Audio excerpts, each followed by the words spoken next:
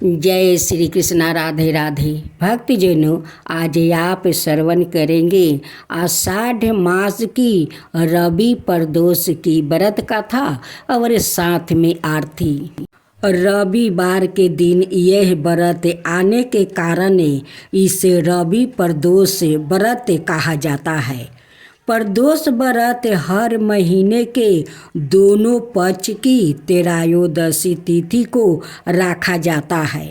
एक समय सबर प्राणियों के हितार्थ परम पवन भगीरथ के तट पर ऋषि समाज द्वारा विशाल गोष्ठी का आयोजन किया गया था।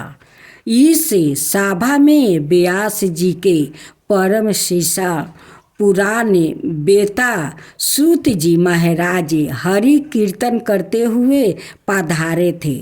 सूत जी को आते हुए देखकर सैनिकादि 88,000 ऋषियों मुनियों ने खड़े होकर दंडवत प्रणाम किया। महाज्ञानी सूत जी ने भक्ति भाव से ऋषियों को हृदय से लगा लिया और आशीर्वाद दिया था।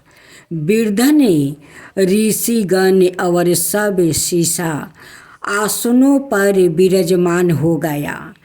सैनिकादि ऋषि ने पूछा, हे पूजीवर महामत, कृपाए यह बताने का कष्ट करे कि मंगल प्रदोष कष्ट निवारक या व्रत सबसे पहले किसने किया और उसे क्या फल प्राप्ति हुआ।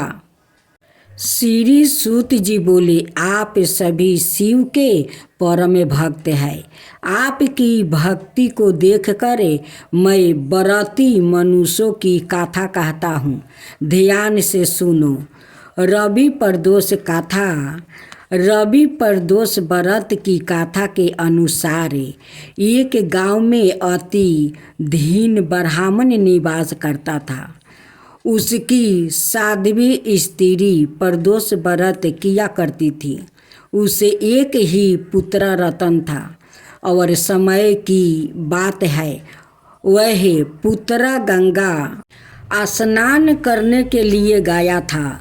दुर्भाग्यवश मार्ग में चोर ने उसे घेर लिया था और वह कहने लगा कि हम तुम्हें मारेंगे, नहीं तो तुम अपने पिता के गुप्त धन के बारे में हमें बतला दो।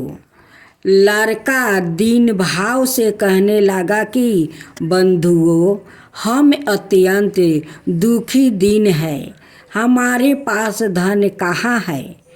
तब चोरों ने कहा कि तेरे इस पोटली में क्या बांधा है। लड़का ने निसंकोच से कहा कि मेरी माँ ने मेरे लिए रोटी दी है। यह सुनकर चोरों ने अपने साथियों से कहा कि साथियों, यह बहुत ही दीन दुखी है, मनुष्य है, अतः हम किसी और को लूटेंगे। इतना कहकर चोर ने उस बालक को जाने दिया। बालक वहाँ से चलते हुए एक नगर में पहुँच गया। नगर के पास एक बरगद का पेड़ था। वह बालक उसी बरगद के वृक्ष की छाया में सो गया। उसी समय उस नगर के सिपाही चोरों को खोजते हुए उस बरगद के वृक्ष के पास पहुंचा और बालक को चोर समझकर बंदी बनाकर राजा के पास ले गया। राजा ने उसे कारावास में बंद करने का आदेश दे दिया। ब्राह्मणी का लड़का जब घर नहीं लौटा तब उसे अपने पुत्र की बड़ी चिंता होने लगी। अगले दिन प्रदोष व्रत था। ब्राह्मणी ने प्रदोष व्रत किया और भगवान शंकर से मन ही मन अपने पुत्र की कुशलता की प्रार्थना करने लगी। भगवान शंकर ने उस ब्राह्मणी की प्रार्थना स्वीकार कर लिया। उसी रात भगवान शंकर ने उस राजा को सपने में आदेश दिया कि वह बालक चोर नहीं है, उसे प्रात काल छोड़ दे, अनाथ उसका सारा राज्य बेभाव नष्ट हो जाएगा। प्रात काल राजा ने शिव जी की आज्ञा अनुसार उस बालक को कारावास में से मुक्ति कर दिया। बालक ने अपनी सारी कहानी राजा को सुना दिया।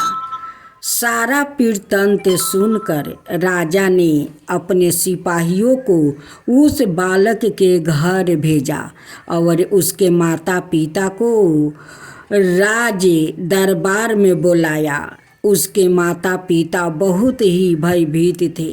राजा ने उन्हें भयभीत देखकर कहा कि आप भयभीत ना हो, आपका बालक निर्दोष है।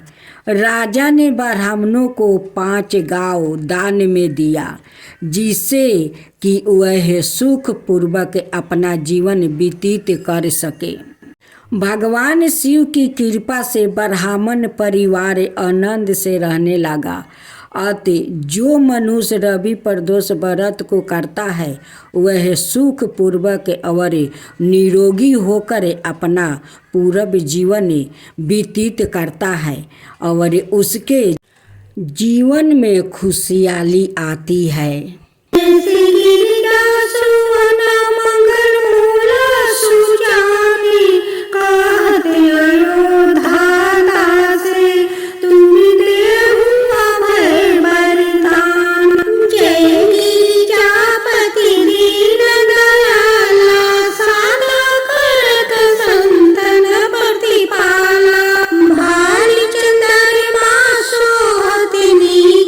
कानन कुंडल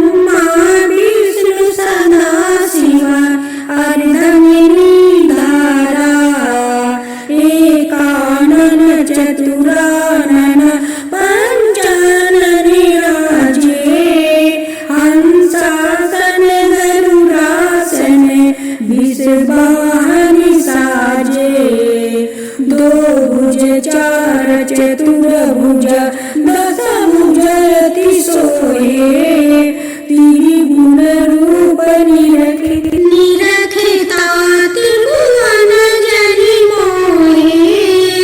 ओम जय शिव ओमकारा अक्षरमाला मनमाला रुद्रमाला धारी चंदन निगम सोहे बाले सिसिधारी। ओम जय शिव ओमकारा श्वेतांबर पीतांबर बागंबर अंगे सनकादिक गरुणादिके भूतादिक संगे करिके मध्यम कमंडलु चक्र त्रिशूलधरिता जगि करता जगि भरता जगि संहार करता। ओम जय शिव ओमकारा ब्रह्मा विष्णु सदा शिव जानते अभिवेका प्राण वचन में मध्य में यह तीनों एका। काशी में विश्वनाथ विराजते नंद ब्रह्मचारी नित उठी भोग लगावते महिमायति भारी। ओम जय शिव ओमकारा तिरगुण शिव जी के आरती जो कोई नरि गावे शिव जो कोई नरि गावे कहत शिवानंद स्वामी मन भजत शिवानंद स्वामी मन वांछित फल पावे। ओम जय शिव ओमकारा।